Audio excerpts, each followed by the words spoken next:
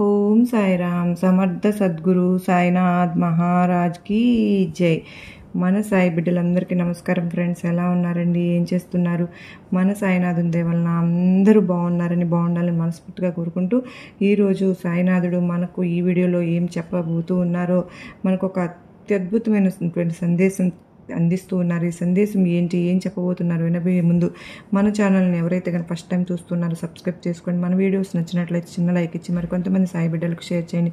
ఇక ఈరోజు సాయినాథుడు మనకు ఏం చెప్తున్నారు అంటే, నీ మనసు పులకించేలా ఒక మంచి శుభవార్త చెప్పి ఎంతో ఆనందం పరచడానికే వచ్చాను. ఎప్పుడు కూడా నీకు మంచి అవకాశాలు అదృష్టము ఇస్తూనే ఉన్నాను, కానీ నువ్వు వాటిని గమనించుకోకుండా వదులుకుంటున్నావు. నీకున్న మన కష్టం వల్ల, మన బాధ వల్ల నేను అందించే అదృష్టాలు అద్భుతాలు నువ్వు గమనించలేకపోవచ్చు. కానీ ఇప్పుడు నీ కళ్ళకు కనిపిస్తున్న అవకాశాలను కూడా చేజార్చుకుంటూ ఉన్నావు.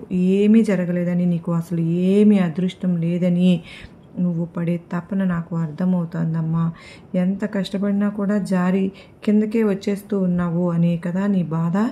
ఈ బాధతోనే నీ మనసు ఎంతో బెంబేలెత్తిపోయింది. జరిగేది ఎవరు మార్చలేరు. గెలుపు ఓటములు వస్తూ ఉంటాయి, పోతూ ఉంటాయి. సమస్యలు నిన్ను కృంగదీసినా అవి నీ పనులన్నీ కూడా సులభం చేస్తుంది. నిన్ను గాయపరిచిన విషయం నీకు విజయాన్ని తెచ్చిపెడుతుంది. నిన్ను మంచి స్థాయికి తప్పకుండా నువ్వు చేరుకుంటావు. నిన్ను ఎగతాళి చేసిన వాళ్ళు, హేళన చేసిన వారు, నువ్వు దేనికి పనికిరావు అన్నవాళ్ళు కూడా నువ్వు ఆశ్చర్యపడేలాగా నీ ఇంట్లో శుభకార్యాలతో సంతోషంగా ఉంటావు. అదంతా నా జీవితంలో జరుగుతుందా బాబా? నాకు కూడా అదృష్టం ఉందా అనే కదా నన్ను ప్రశ్నిస్తున్నావు. తప్పకుండా ఉన్నాయి తల్లి. ఎందువల్ల అంటే ఎప్పుడు కూడా కష్టాలు అనేవి కలకాలం ఉండవు. కష్టం తర్వాత తప్పకుండా సుఖం వస్తుంది. ఈ రోజులాగా రేపు ఉండదు, రేపులాగా ఎల్లుండి ఉండదు. ప్రతిరోజు కూడా కాలం అనేది మారుతూ ఉంటుంది. నీకైనా కష్టం ఇప్పుడు అనిపించి తప్పకుండా నీకైనా అద్భుతం జరిగి మంచి ఆనందం అనేది నీకు తప్పకుండా వస్తుంది. ఏది కూడా కలకాలం ఇంతటితో ఆగిపోదు కదా. జరగదు అని తెలిసి కూడా ఎందుకు కావాలి అని చెప్పి కోరుకుంటున్నావు బిడ్డ. జరగని దాని గురించి భయపడడం ఆపు. నీకు ఏమి ఇవ్వాలి అని భగవంతుడికి తెలుసు. ఇప్పుడు నీకు కావలసింది నీకు జరిపించడానికే జరిపిస్తాను అని చెప్పడానికే నేను ఇప్పుడు ఈ మాట చెబుతూ ఉన్నాను. ఏదో ఒక విషయం కోసం నువ్వు పరితపిస్తున్నావు. నువ్వు ఆశించిన ఆ విషయం తప్పక జరుగుతుంది. కానీ అందుకైనా కొంత సమయం అనేది నువ్వు వేచి ఉండాల్సి ఉంటుందిగా. నీకు వచ్చిన బంధం నీకు కావాలి అనుకుని ఆ బంధం రాదు అని తెలిసినా దాన్ని వేయడలేని పరిస్థితిలో ఉంటావు. అలాగే నీకు రాసి పెట్టింటే తప్పకుండా ఆ బంధం ఖచ్చితంగా కలుస్తుంది. కానీ నీకు రాసి పెట్టలేదు, ఆ బంధం నుంచి నీకు ఎలాంటి ఇది లేదు అన్నప్పుడు నువ్వు ఎందుకు అంత ఆరాటపడడం? నీది కానిది నువ్వు అసలు ఆశపడవద్దు. భగవంతుడు ఏది రాస్తాడో దాంతో తృప్తిపడు. ఎవరి దగ్గర కూడా నీ యొక్క నిజాయితీనో లేదా నీ యొక్క అనుబంధాన్ని చూపించాలని తాపత్రయపడవద్దు. నీకు నచ్చిన విషయం చేశావు అంటే నీకు గౌరవం తప్పక చేకూరుతుంది. నీ మనసుకు న్యాయం, ధర్మం అనిపించింది తప్పకుండా చెయ్యి. అధర్మం అనిపించింది ఒక పక్కకు వెళ్ళకు, ఆ పక్కకు కూడా. అలా కాకుండా నువ్వు ఏం చేయాలన్నా కూడా ప్రతిదానికి భయపడుతూ ఉంటే ఎలా చెప్పు? ఇదే చేస్తే అలాగే అవుతుంది, ఇది చేస్తే సరికాదేమో అని ఆందోళన పడుతూ ఉంటే నువ్వు ముందుకు వెళ్ళలేవమ్మా. ఏ విషయం కూడా నువ్వు జరపలేవు కనుక ఆ ఆందోళన మనసుకు కొంచెం పక్కన పెట్టు.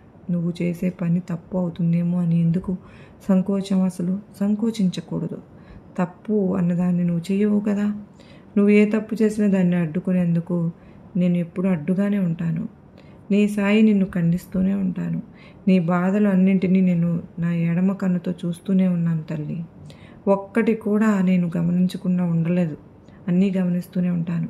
నీ మనస్సాక్షితో పోరాడే పోరాటం ఒక గుడి లాంటిది కనుక నీ మనస్సాక్షికి విరుద్ధంగా ఏది చేయవద్దు. ఎప్పుడూ కూడా ఎవరికి ద్రోహం తలపెట్టవద్దు. కానీ ఎవరైనా సరే ఆపదలో ఉన్నారా వాళ్ళకి నీ వంతు సహాయం చేస్తూ ఉండు. అది డబ్బే కానక్కర్లేదమ్మా. మాట సాయమైనా సరే వాళ్ళకి సాయం అనిపిస్తే చాలు.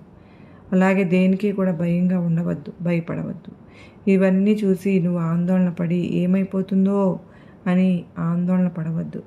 నువ్వు చేసే ప్రతి పని ఏదీ తప్పు కాదు. నీ పనులకు నువ్వే ఒక దోషిగా ఉండవద్దు తల్లి. దేనివల్ల కూడా నువ్వు వేదన చెంది నీ మనసును గాయపరుచుకోకు. నిశ్చయంగా నీకు ఒక మంచి దారి తప్పక దొరుకుతుంది. నువ్వు చేసే ప్రతి పని సవ్యంగా ముందుకు చేకూరేలాగా చేయడం ఈ సాయి బాధ్యత. ఎప్పుడు కూడా ఒక తప్పు చేసి మన్నింపు అడగాలని కోరుకోవద్దు. ఎందువల్ల అంటే అసలు తప్పే చేయకుండా ఉంటే మన్నింపు అడగాల్సిన అవసరం లేదు కదా. కనుక తప్పు చేసి క్షమాపణ అడిగే వారి జీవితంలో ఎప్పుడు కూడా మారరు. అలా మారాలన్నా వాళ్ళకి జీవితానికి అర్థం అనేది ఉండదు. అనవసరంగా మాట్లాడడం మాని మౌనంగా ఉండు. మౌనంగానే ఎక్కువగా ఉంటూ ఉండు.